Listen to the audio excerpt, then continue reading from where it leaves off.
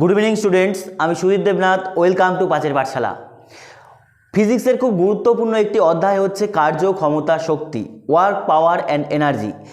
এই চ্যাপ্টারটায় তোমার যদি সমস্যা থাকে আজকে এই চ্যাপ্টারটা জিরো থেকে একদম অ্যাডভান্স লেভেল পর্যন্ত পুরোটা বুঝবো যে কার্য কী, ক্ষমতা কী, শক্তি কী, এগুলোর এককগুলোই বা কীভাবে আসে, ওভারঅল পুরো জিনিসটা শিখবো। তারপর এই লেসন থেকে যে ম্যাথগুলো আসে সেগুলো কিন্তু আমি নেক্সট ভিডিওতে তোমাদের করাবো। আজকের ক্লাসটি তুমি প্রপারলি দেখো, তাহলে তোমার কনসেপ্ট সমস্ত কিছু ক্লিয়ার হবে। নেক্সট ক্লাসে তুমি প্রিভিয়াস ইয়ার কোশ্চেন বলো, তুমি ম্যাথ বলো, সমস্ত কিছু কিন্তু পেয়ে যাবে। দেখো আজকে হচ্ছে কার্য ক্ষমতা শক্তির ফার্স্ট ক্লাস, 1 নম্বর ক্লাস বলতে পারো এটা। নেক্সট ক্লাসে আমি এটারই দ্বিতীয় অংশ নিয়ে আসবো এবং সেখানে অঙ্ক এবং প্রিভিয়াস ইয়ার কোশ্চেনও করাবো। এবার বলে রাখি, দেখো যে আমাদের চ্যানেলে এএনএম জিএনএমকে মানে মাথায় রেখে কিন্তু সমস্ত ক্লাস এক করে চলে আসছে। আর যদি তুমি বলো ফিজিক্স কেমিস্ট্রি কবে হয়, সেটা আমাদের শনিবার এবং মঙ্গলবার সন্ধ্যা 7টার দিকে ক্লাস আছে। আজকে একটু যান্ত্রিক গোলযোগের জন্য কারেন্টের সমস্যার জন্য ভিডিওটি একটু লেটে আসছে। আবারও বলছি টাইমটা আমি বলে দিচ্ছি, দেখো টাইমটা হচ্ছে আমাদের স্যাটারডে আর কত আছে বলো তো, টিউসডে, এই দুদিন, ঠিক আছে, এই দুদিন শনিবার এবং মঙ্গলবার, এই দুদিন সন্ধ্যা 7টার দিকে আমাদের ফিজিক্সের ক্লাস আসে। যাই হোক, এইবার কথা হচ্ছে কার্য ক্ষমতা শক্তি। এই লেসনটা যখনই তুমি পড়বে তোমাকে তিনটে জিনিস খুব ভালোভাবে বুঝতে হবে, যে কার্য কী, ক্ষমতা কী এবং শক্তি কী। এই তিনটে জিনিস প্রপারলি যদি না বোঝো তাহলে কিন্তু কনফিউশন হবে।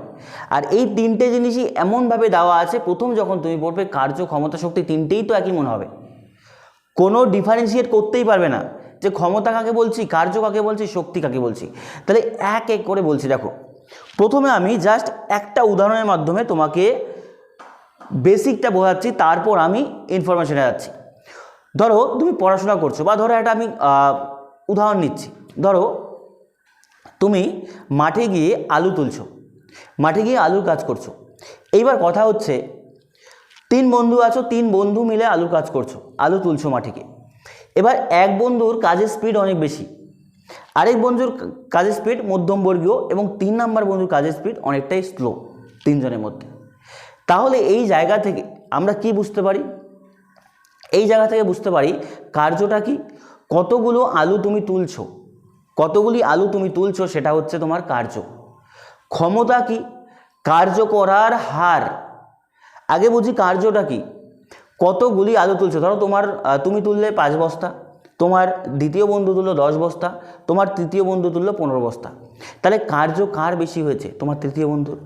দ্বিতীয় বন্ধুর কম, তোমার আরও কম, এটা গেল কার্য। এবার সায়েন্সের ভাষায় কার্যটা আছে একটু অন্যরকমভাবে বলা আছে, সেটা আমি আসছি। ক্ষমতা তাহলে কি, ক্ষমতা হচ্ছে তুমি যখন আলু তুলছো তোমার প্রত্যেক মিনিটে কত কেজি আলু তুলছো বা কত গুলি আলু তুলছো, এটাকে বলছি আমরা ক্ষমতা। এক কথায় কাজ করার স্পিডকে আমরা ক্ষমতা বলি। কাজ কি দ্রুত গতিতে হচ্ছে, তোমার যদি স্পিড কম থাকে, তোমার দ্বিতীয় বন্ধু তোমার থেকে স্পিড বেশি, তৃতীয় বন্ধু আরও স্পিড বেশি, তাহলে বলবো তোমার তুলনায় তাদের ক্ষমতা বেশি। ধরো তুমি 1 ঘন্টায়, ধরলাম 1 ঘন্টায় তুমি 1 প্যাকেট আলু তুলছো, 1 প্যাকেট আলু তুলছো, তোমার বন্ধু সেকেন্ড বন্ধু 2 প্যাকেট তুলছে, তৃতীয় বন্ধু 3 প্যাকেট তুলছে। তাহলে তোমার থেকে বাকিদের ক্ষমতা কি আছে, বেশি। কার্য করার হারকে কী বলা হয়, ক্ষমতা বলা হয়। আর শক্তি তাহলে কি, ক্ষমতা শক্তি তো একই হয় না। শক্তি মানে হচ্ছে কার্য করার সামর্থ্যকে বলা হয় শক্তি, কার্য করার সামর্থ্যকে বলা হয় শক্তি। এই উদাহরণটা একটু বোঝো। ধরো আলুর প্যাকেটটা আছে, তোমাকে ঘাড়ে করে এক জায়গা থেকে আরেক জায়গায় সাইড করতে হবে। সেই ক্ষেত্রে প্যাকেটটাকে যদি উঠাতে পারছো তাহলে তোমার সেই 50 কেজি বা 55 কেজি ওয়েটটা ওঠানোর শক্তিটা তোমার কাছে আছে। বুঝতে পারলাম কি বলছি? সেই প্যাকেটটা ওঠানোর জন্য একটা এনার্জি তো দরকার, সেই এনার্জিটাই হচ্ছে শক্তি, মানে কার্য করার যে সামর্থ্য সেটাই আমার এনার্জি। এবার তুমি যদি একটু উইক হও, ওই আলুর প্যাকেটটা কিন্তু তুলতে পারবে না, তাহলে বুঝতে হবে তোমার শক্তি কম আছে, তোমার কার্য কম নেই, তোমার ক্ষমতাও কম নেই, তোমার শক্তি কম আছে। বোঝা গেল? এবার একজন যদি প্রাপ্তবয়স্ক পুরুষ আসে, সে এটাকে অনায়াসে ওঠাবে, তাহলে তার কি আছে, তার কি আছে, তার আছে শক্তি, ঠিক আছে। বোঝা গেল? তাহলে এই উদাহরণটার মাধ্যমে আমি তোমাদের 3টা জিনিস বোঝালাম। আলু যদি তুলতে পারছো তোমার কি হচ্ছে, কার্য সম্পন্ন হচ্ছে। কত স্পিডে তুলছো, এটা হচ্ছে ক্ষমতা। শক্তি কি, সেটাকে এক জায়গা থেকে এক জায়গায় নিয়ে যেতে পারছো, সেটা কি হচ্ছে তোমার বলো তো, শক্তি। চলো এবার আমরা এক এক করে দেখি। প্রথমে যেটা বলেছে দেখো, আমাকে বলেছে কার্য ব্যাপারটা কি, কোনো বস্তুর ওপর বল প্রয়োগ করে, কোনো বস্তুর ওপর বল প্রয়োগ করে বস্তুর স্মরণ ঘটালে তাকে বলা হয় কার্য সম্পন্ন হয়েছে। কোনো বস্তুর ওপর বল প্রয়োগ করে যদি স্মরণ ঘটানো হয় তাহলে সেটাকে বলছি আমরা কি, সেটাকে বলছি কার্য। যেমন আলুগুলোকে তুলছি আমি, তার আলুগুলো ক্ষেতের মাঝে আছে, তুললে সেটার উপর বল প্রয়োগ করে আমি তাদের স্মরণ ঘটাচ্ছি, এক জায়গায় জড়ো করছি, এটা কার্য। এবার এগুলোকে অনেক সুন্দর উদাহরণের মাধ্যমে দেখা যায়। ধরো তোমার বাড়িতে একটি কাঠের ব্লক আছে, বা তোমার একটা গাড়ি আছে দাঁড়িয়ে আছে, তুমি পেছন থেকে ঠেলছো, পেছন থেকে পুশ করছো, তাহলে ঠেলার ফলে সেটা যদি এক জায়গা থেকে আরেক জায়গায় যায় তাহলে বলবো সেটা কার্য সম্পন্ন হয়েছে।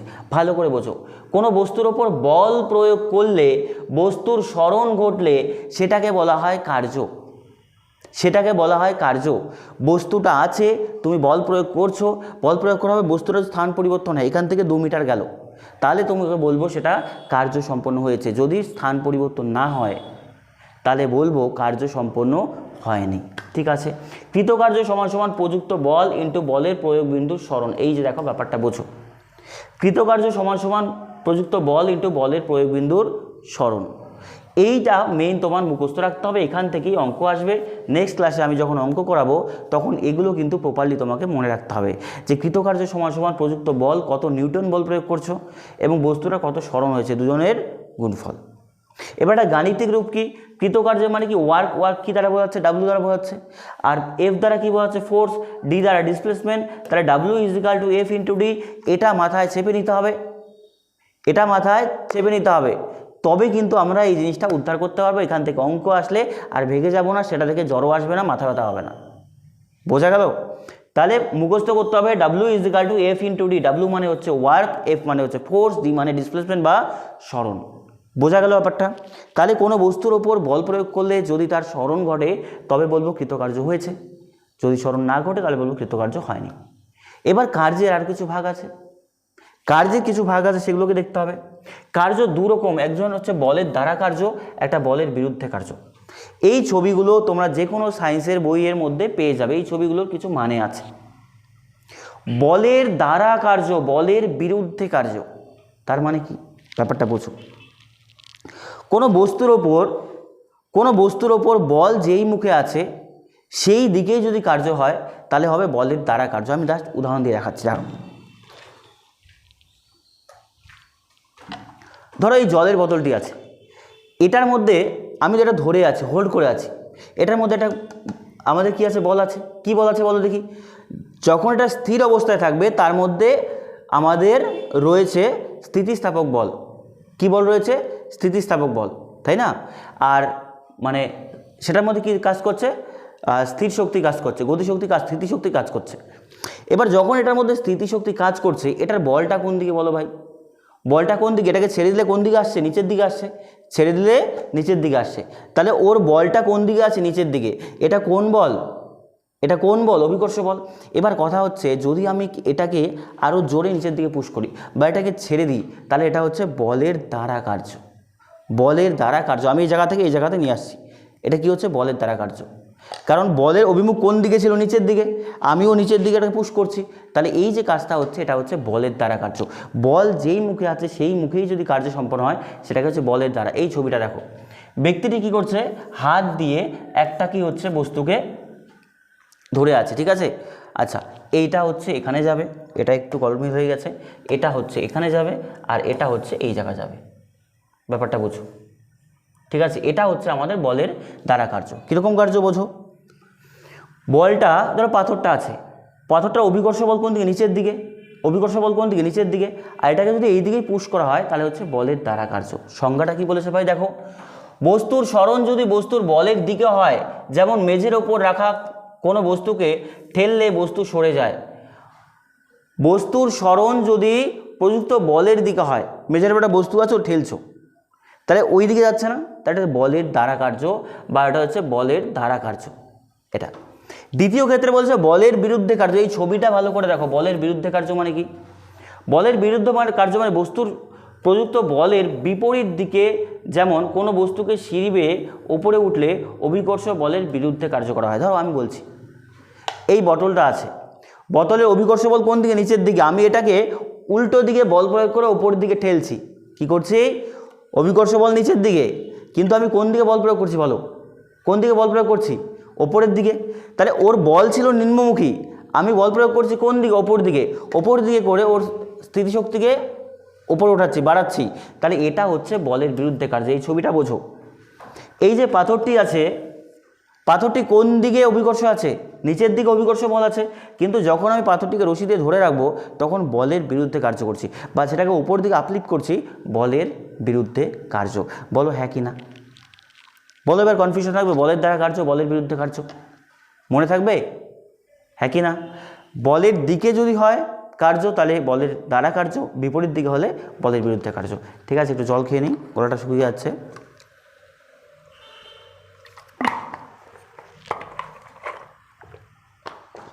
নেক্সট দেখো, কার্যহীন বল কি আছে? কার্যহীন বল, এইটা একটু ভালো করে দেখবে। কার্যহীন বল কাদের বলি?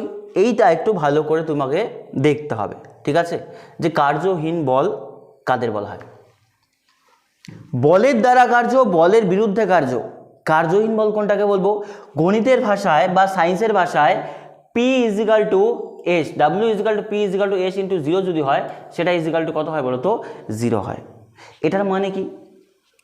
এটার মানে কি ভালো করে বোঝো। কার্যহীন বল মানে কি? যে বল বস্তুর গতির অভিমুখে লম্বভাবে ক্রিয়া করে এবং কোনো কার্য করে না, সেই বলকে কার্যহীন বলা হয়। তার মানে কি? যে বল বস্তুর গতির অভিমুখে লম্বভাবে ক্রিয়া করে, কোনো কার্য করে না, সেই বলকে বলা হয় কার্যহীন বল। কার্যহীন বলের ফর্মুলা কি আছে? পি ইন্টু এস ইন্টু ও ইজিক্যাল টু কত বলো তো? জিরো হয়। ঠিক আছে, এবার বলছি দেখো, আমরা জানি কি? ধরো আমরা জানি এটা পৃথিবী, ধরো এটা সূর্য, এটা সূর্য আছে, ঠিক আছে, এটা সূর্য। ধরো এটা পৃথিবী আছে, এটা আমাদের পৃথিবী, এটা কক্ষপথে ঘুরছে, হ্যাঁ কি না? কক্ষপথে এটা কী হচ্ছে? ঘুরছে। যাই হোক, আমার ড্রয়িং খুব একটা ভালো হয় না, একটু অ্যাডজাস্ট করে নেবে, ঠিক আছে। এইবার কথা হচ্ছে, যখন কক্ষপথে ঘুরছে, এই দিকে সূর্য এবং পৃথিবীর মধ্যে কি বল আছে বলো? মহাকর্ষ বল আছে, কিন্তু পৃথিবীর ডাইরেকশন কোন দিকে? এই দিকে না? এই যে ব্যাপারটা, এই অংশ যদি হয় সেটাকে হচ্ছে কার্যহীন বল। কি বল হয়? কার্যহীন বল হয়, ঠিক আছে। এই জায়গাতে দেখো ব্যাপারটা হচ্ছে একটা 90 ডিগ্রি অ্যাঙ্গেল সৃষ্টি হবে। কত ডিগ্রি কোণ সৃষ্টি হবে? 90 ডিগ্রি কোণ সৃষ্টি হলে সেটাকে বলি আমরা কার্যহীন বল। কখন? বল ও সরণ, বল এবং বস্তু সরণের মাঝে যদি 90 ডিগ্রি কোণ উৎপন্ন হয় তাহলে সেইটা কার্যহীন বল হয়। কেমন? ধরো এই অবস্থায় এই দিকে কি আছে? বল আছে, হ্যাঁ কি না? আর পৃথিবীর অভিমুখ কোন দিকে আছে? বাইরের দিকে। তাহলে এই দিকে, এই অবস্থায় এদের মধ্যে দেখো কোণটা কত ডিগ্রি হচ্ছে? এই কোণটা কত ডিগ্রি হচ্ছে? 90 ডিগ্রি যদি কোণ হয় তাহলে সেটা বলবো আমরা কার্যহীন বল, বা সেটাকে বলবো কার্যহীন বল। বোঝা গেছে? ধরো এই অবস্থায় পৃথিবীটা এখানে আছে, তাহলে এই দিকে অভিমুখ থাকবে, কিন্তু পৃথিবীর অভিমুখ কোন দিকে? বাইরের দিকে। এখানে কত ডিগ্রি অ্যাঙ্গেল হচ্ছে? 90 ডিগ্রি অ্যাঙ্গেল। তাহলে এই অবস্থায় যখনই বলের প্রয়োগবিন্দু সরণ, বলের প্রয়োগবিন্দু সরণ এবং আমাদের বল এবং বস্তুর সরণের মধ্যে 90 ডিগ্রি অ্যাঙ্গেল হবে, তখনই সেটা কী হবে? কার্যহীন বল হবে। ঠিক আছে, চলো দু একটা উদাহরণ দেখে নিই। এখানে দেখো, উদাহরণটা বোঝো। এখানে একটা ব্যক্তি আছে, এই ছবিগুলো সায়েন্স বইয়ে তোমরা পেয়ে যাবে। বলেছে কার্যহীন বলের উদাহরণ এগুলো আছে, ঠিক আছে। 1 নম্বর উদাহরণ যেটা আছে, কোনো ব্যক্তি সুটকেস নিয়ে চলার সময় অভিকর্ষ বলের দিক এবং সুটকেসের সরণের দিক পরস্পরের সমকোণে থাকে। সমকোণ মানে কত ডিগ্রি ভাই বলো তো? 90 ডিগ্রি থাকে। কত ডিগ্রি থাকে? 90 ডিগ্রি, অর্থাৎ লম্বভাবে থাকে। তাই সুটকেসটি সরণ হলেও অভিকর্ষ বল এক্ষেত্রে কোনো কার্য করে না। তার মানে কি? যদি কোথাও বল এবং সরণ 90 ডিগ্রি অ্যাঙ্গেলে থাকে তাহলে সেই ক্ষেত্রে কার্যহীন বল হয়। এবার তুমি বলছো এখানে কোথায় হচ্ছে? হ্যাঁ হচ্ছে। ব্যাপারটা বোঝো। এই ছবিটা দেখো, ব্যক্তিটি যাচ্ছে কোন দিকে? কোন দিকে অভিমুখ তার? সামনের দিকে। তাহলে এই দিকে কি আছে? সরণ। আর সুটকেসটা হাতে ধরে আছে, অভিকর্ষ কোন দিকে? নিচের দিকে, হ্যাঁ কি না? সুটকেসটা যখন হোল্ড করে আছে, বল কোন দিকে? নিচের দিকে। বস্তুটি সরণ কোন দিকে? সোজা। তাহলে এই ক্ষেত্রে কোনটা কত ডিগ্রি হচ্ছে বলো ভাই? বলো ভাই। আচ্ছা ভাই বলছি, বোন তোমরা বেশিরভাগ ক্ষেত্রেই তোমার যেহেতু মেয়েরা জি নেম দাও, ছেলেরা অনেকেই কম দাও, সেই জন্য বলছি। দেখো কথায় কথায় বেরিয়ে আসে। এবার ব্যাপারটা হচ্ছে গিয়ে এই অবস্থাতে সরণ কত ডিগ্রি হবে, যদি আমাদের লম্বভাবে এবং বল লম্বভাবে হয় তাহলে সেইটার মাঝে 90 ডিগ্রি অ্যাঙ্গেল হলে সেখানে বলছি আমরা আমাদের কার্যহীন বল। কেন? দেখো ব্যক্তিটি যাচ্ছে সামনের দিকে, সুটকেস ধরে আছে, এবার ব্যক্তিটি কি লাফিয়ে লাফিয়ে যাচ্ছে, নর্মালি হেঁটে যাচ্ছে, তো হাইটটা একটা জাস্ট একটা হাইটে যাচ্ছে না, সুটকেসটা একটা নির্দিষ্ট হাইটে যাচ্ছে কি যাচ্ছে না, তাহলে সেই ক্ষেত্রে এই যে অ্যাঙ্গেলটা 90 ডিগ্রি হলে সরণ এবং বলের তখন কার্যহীন বল হয়। পৃথিবীর ক্ষেত্রে দেখো এই যে অভিকর্ষ বল কোন দিকে আছে, মহাকর্ষ বল এখানে আছে, পৃথিবী কোন দিকে, সামনের দিকে, ধরো পৃথিবী এখানে আছে, তাহলে এই দিকে বল আছে, আর পৃথিবীর গতি কোন দিকে, এই দিকে, এই যে 90 ডিগ্রি অ্যাঙ্গেল, যখনই 90 ডিগ্রি অ্যাঙ্গেল হবে তখনই আমরা বলবো কার্যহীন বল। ঠিক আছে, দেখো সূর্যের চারিদিকে পৃথিবীর আবর্তনের ফলে মহাকর্ষ বল দ্বারা কৃতকার্য বল কী হয় বলো তো? শূন্য হয়। এবারে ব্যাপারটা বুঝো, পৃথিবী সূর্যের চারিদিকে ঘুরছে, ঘুরে আমাদের পৃথিবী সচল হচ্ছে, এত কিছু চলছে পৃথিবীতে, সমস্ত কিছু চলছে, অথচ আমরা সায়েন্সের ভাষায় বলে দিচ্ছি পৃথিবী কোনো কার্যই করছে না। হ্যাঁ, এটাই সায়েন্স। ঠিক আছে, এটাই সায়েন্স, সায়েন্সের ভাষা, এখানে কোনো কার্য হচ্ছে না। বোঝা গেল ব্যাপারটা? তো এই উদাহরণগুলো তোমাকে মনে রাখতে হবে। তারপর বৃত্তাকার পথে আবর্তনকালে কোনো বস্তুর ক্ষেত্রেও কার্য শূন্য হয়। ধরো একটা মাঠ আছে, তো মাঠ বরাবর তুমি বৃত্তাকারে ঘুরছো, তাহলে তোমার সরণ কোন দিকে হচ্ছে? বৃত্তাকারে ঘুরলে এইদিকে হচ্ছে না, হ্যাঁ কি না? সরণ এদিকে, কিন্তু কেন্দ্রবিন্দুর সাথে বস্তুর এটা অভিমুখ কত ডিগ্রি থাকে? 90 ডিগ্রি থাকে। এই কোণটা কত ডিগ্রি হয়? সবসময় 90 ডিগ্রি। সেই ক্ষেত্রে সরণ কী হবে? 0 হবে। বস্তুতে বল প্রযুক্ত হলেও প্রদত্ত দুটির ক্ষেত্রে সরণ শূন্য হয়, কৃতকার্য কী হয় বলো তো? শূন্য হয়। বস্তুতে প্রযুক্ত বল হলে প্রদত্ত দুটির ক্ষেত্রে সরণ যদি শূন্য হয়, ধরো তুমি বস্তুর উপর বল প্রয়োগ করছো কিন্তু বস্তুটা সরণ ঘটছে না, সেই ক্ষেত্রে বল কিন্তু শূন্য হবে। একটা বড় দেওয়াল আছে, দেওয়ালটাকে তুমি ঠেলে কি সরাতে পারবে না, যতই বল প্রয়োগ করো ঠেলে সরাতে হবে না, সেই ক্ষেত্রে কৃতকার্য কী হয় বলো তো? শূন্য হয়। ঠিক আছে, দেখো এবার আমাদের এই কার্যের ওপর যে ফর্মুলাগুলো হয় সেটা বোঝো। কার্যের ব্যবহারিক একক কী আছে? জুল। কার্যের ব্যবহারিক একক কী আছে? জুল। ভালো করে মনে রাখবে, খুব ইম্পর্টেন্ট পয়েন্ট এগুলো। ঠিক আছে, 1 জুল সমান 10⁷ আর্ক। ঠিক আছে, এটা 10⁷, মানে এটা হচ্ছে এরকম 10⁷ আর্ক। ঠিক আছে, এটা মনে রাখবে, 1 জুল সমান 10⁷ আর্ক। ঠিক আছে, কার্যের পরম একক বা সিজিএস একক হচ্ছে আর্ক। কি আছে? আর্ক। কার্যের পরম একক এসআইতে কি আছে? জুল বা নিউটন পার মিটার, জুল বা নিউটন পার মিটার। ঠিক আছে, নিউটন মিটার, জুল বা নিউটন মিটার মনে রাখবে। তাহলে যদি আমি ব্যবহারিক একক বলি জুল, যদি সিজিএস একক বলি আর্ক, এসআই একক কী আছে? Joule, newton metre. আবার এদিকে বলেছে অভিকর্ষীয় একক একটা হয় গ্রাম সেন্টিমিটার, আবার অভিকর্ষ একক এসআইতে কত হয়? সিজিএসতে এটা এসআইতে কিলোগ্রাম মিটার। সিজিএসে নর্মালি হয় যে আমাদের গ্রাম সেন্টিমিটার, এসআইতে হয় কিলোগ্রাম মিটার, এবং 1 কিলোগ্রাম মিটার সমান 9.8 জুল। খুব ইম্পর্টেন্ট, এটা থেকে ম্যাথ করতে হবে আমাদের, সেই জন্য প্রপারলি তোমাকে এটা মনে রাখতে হবে যে 1 কিলোগ্রাম মিটার সমান 9.8 মিটার। ঠিক আছে, এবার আসছি আমরা ক্ষমতায়। এবার আসছি কিসে বলো তো? ক্ষমতায়। ক্ষমতা মানে কি বললাম? কার্য করার হারকে।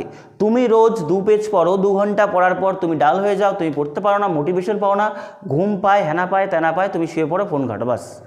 এটা হচ্ছে তোমার ক্যাটাগরি। ঠিক আছে, তোমার বন্ধু রোজ 15 পাতা 20 পাতা পড়ে, রোজ 10 ঘন্টা 12 ঘন্টা পড়াশোনা করে, দিন তুমিও 24 ঘন্টা পাচ্ছ, সেও 24 ঘন্টা পাচ্ছে। তুমি 2 পেজ পড়ছো, তুমি 2 ঘন্টা পড়ছো, শেষ, আর পড়তে পারছো না, অনেক পড়ে নিয়েছি, আজকের মতো ইতি। ঠিক আছে, অনেক পড়ে নিয়েছি আমি। তোমার বন্ধু দেখো 10 ঘন্টা 12 ঘন্টা পড়ছে, ঠিক আছে, অনেক পড়াশোনা করছে, দিন তোমারও 24 ঘন্টা, তারও 24 ঘন্টা, কিন্তু সে ওই সময়ে তোমার থেকে অনেক বেশি কার্য করছে, সেটাকে বলছি আমরা ক্ষমতা।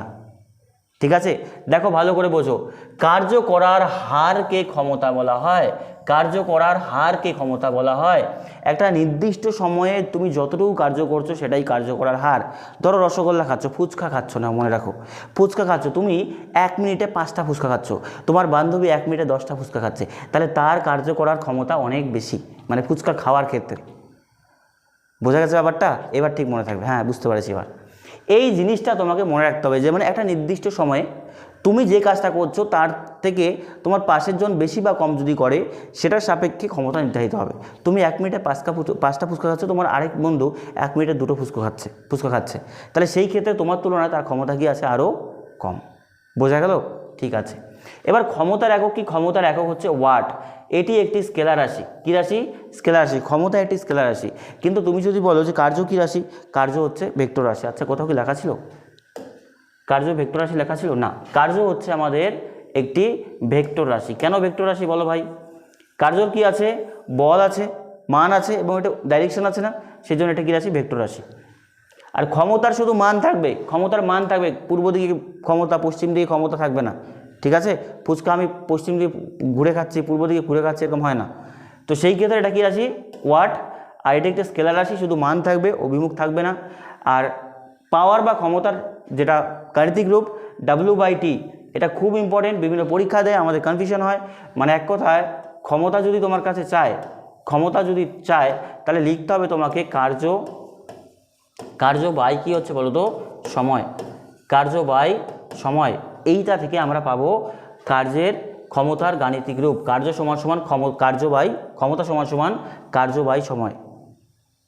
বোঝা গেছে? এইটা মনে রাখতে হবে। তারপর হচ্ছে ক্ষমতা ইজিক্যাল টু বল ইন্টু কী করতো?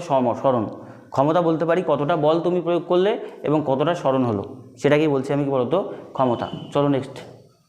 এইবার এই পয়েন্টগুলো মনে রাখতে হবে। হর্স পাওয়ার, আমরা অনেকেই শুনেছি হর্স পাওয়ার ব্যাপারটা কি, ভালো করে পড়ো। 1 সেকেন্ডে 550 ফুট পাউন্ড কার্য করার ক্ষমতা রাখলে তাকে 1 হর্স পাওয়ার বলা হয়। ঠিক আছে? 1 অশ্বশক্তি। এবার হর্স পাওয়ারটার অ্যাকচুয়াল রূপ কি? 550 ফুট পাউন্ড পার সেকেন্ডে যদি কোনো বস্তুকে তুলতে পারো, তাহলে সেটা হচ্ছে 746 ওয়াট। মনে রাখতে হবে যে আমাদের হর্স পাওয়ার সমান সমান পরীক্ষায় দিয়ে দেয়, আমরা মুখস্থ করি 746 ওয়াট। কিন্তু কথা হচ্ছে এই 746 ওয়াট কেন হচ্ছে, কি বৃত্তান্ত, এটা পুরোটা তোমাকে মনে রাখতে হবে। যে 1 হর্স পাওয়ার সমান সমান মানে কি 550 পাউন্ডের কোনো বস্তুকে, ঠিক আছে, 1 সেকেন্ডে যদি তুলতে পারো, তাহলে সেটাকে বলছি কি বলতো? 740 ওয়াট বা 1 হর্স পাওয়ার।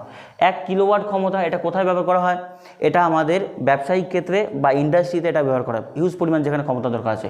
1 ঘন্টা চললে যে শক্তি ব্যয় হয় তাকে 1 কিলোওয়াট ঘন্টা বলি। 1 কিলোওয়াট ঘন্টা সমান সমান 3.6 ইন্টু 10 টু দি পাওয়ার কত বলো তো? 6। আই থিঙ্ক এটা 6 হবে, 10 টু দি পাওয়ার 6 জুল। একটু দেখে নিও তো এটা। ঠিক আছে? 3.6 into 10 to the power 6 joule হবে আই থিঙ্ক এটা। হ্যাঁ, 1 কিলোওয়াট আওয়ার সমান সমান কম সময়ে যে যত বেশি পরিমাণ কাজ করতে পারে তার ক্ষমতা তত বেশি। এই যে ব্যাপারটা বললাম, ফুচকা খাচ্ছ, চাট খাচ্ছ, তাই না? তুমি যতটুকু খাচ্ছ, তোমার বন্ধু আর গপ বেশি করে খাচ্ছে, তাহলে ক্ষমতা বেশি আছে খাওয়ার। ঠিক আছে? এটাই, আর কিচ্ছু না। শিল্পক্ষেত্রে ব্যবহারের ক্ষমতার একক হলো হর্স পাওয়ার। সেটা কি আছে আমাদের? Horse power. ঠিক আছে?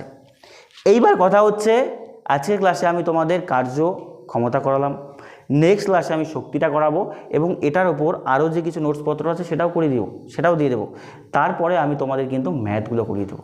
বোঝা গেছে? ক্লাসটি আজকের এ পর্যন্তই শেষ হচ্ছে। বাড়িতে তুমি তোমার যে বই আছে, যে নোটসপত্র আছে, যেখানেই পড়াশোনা করে না কেন, জিনিসগুলোকে আবার বুঝে আবার রিডিং করো, ভালো করে রেডি করো। নেক্সট ক্লাস আজকে কী বার? আজকে হচ্ছে আমাদের মঙ্গলবার। ঠিক আছে? তাহলে আগামীকাল হচ্ছে আমাদের, মানে আগামী শনিবার আবার ক্লাস আসবে 7টার সময়। সেই ক্লাসে আমি কিন্তু তোমাদের এগুলো হোমওয়ার্কও দেবো, ম্যাথও দেখবো। ঠিক আছে? আজকের মতো এই পর্যন্তই। বাড়িতে পড়াশোনা করো। আর জিএনএমের তোমরা ফর্ম ফিল আপ নিয়ে অনেকেই ভাবছো যে কবে হবে না হবে, সেটা ঠিক চলে আসবে। কিন্তু তুমি দেখবে তোমার প্রিপারেশন এবারও ঠিকঠাকভাবে হয়তো রেডি হচ্ছে না। এই জন্য যে টাইমটা পাওয়া যাচ্ছে সেটাকে ইউটিলাইজ করো। ঠিক আছে? এটাকে নষ্ট করো না, কারণ প্রত্যেকে পড়াশোনা করছে, তাই প্রত্যেকে কিন্তু কাট অফ অনেকটা হাই যাবে। বোঝা গেল? ঠিক আছে।